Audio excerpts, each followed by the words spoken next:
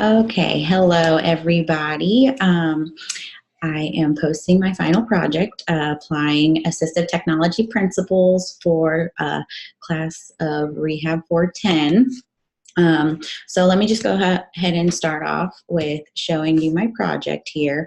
I decided to do a Prezi so that way you guys could kind of see a PowerPoint as I'm going to describe everything to you.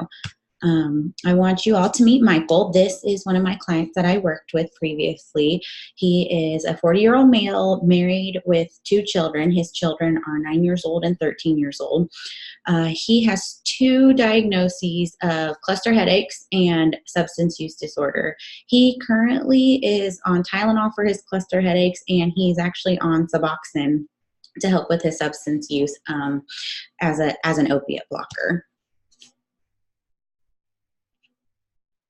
If it clears up, okay. And as I said before, he has cluster headaches and substance use. So because of these 2 diagnoses, he kind of has a hard time driving and just keeping up with his daily tasks. The biggest thing for him, per his wife, is that he has a really hard time staying motivated and just staying on task with things because she's always so afraid that whenever he is home alone, he isn't able to actually take care of the things like cleaning or cooking and all that stuff.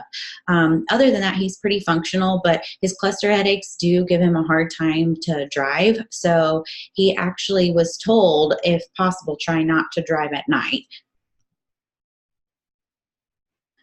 So the 2 devices that I came up with was using a smartwatch that actually has a program to give him some motivation and to give him reminders to be able to work on his daily routine. He actually already had a smartwatch, so that was the nice thing about it, was that he didn't have to pay for that. The biggest thing when he was on caseload was that we had to be able to program his watch. And luckily we had one of those programs within our software that we could have easily just connected his watch to our computer. Pretty much this watch is it's actually used for people with the autism spectrum disorder to help with communication, but we were able to actually program it for him so that way whenever he woke up, it would say good morning to him. It's going to be a great day today, stay motivated. And it also programmed his routines to make sure that he would help his kids get up and get ready for school, be able to pick up groceries, do the daily chores he needed to do at home, and then on top of that, get the mail, take his medications, just little things like that here and there to keep him on task. The second device that we also offered was the lane warning departure system. He has a newer car, but his car didn't offer this. So this is actually an external device that you actually put in your car. It was $600. But with that, it has a sensor on there that detects the lanes. It actually detects the lines, on the road. So if he crosses a line, that it would actually give him the feedback to say, hey, you need to make sure that you're staying in the lane. The cost of these devices, as I said, his smartwatch was not free, but he already had a smartwatch. The program itself was $200. The lane warning departure system was $600. Now, with some of the services that are covered for him is because he's on Medicaid and disability. He is also a VA because he was in the Army. But for the most part, his wife offered to pay out of pocket for him. So after all of the insurance coverage, he had to pay $200 for the program and for his lane warning departure system.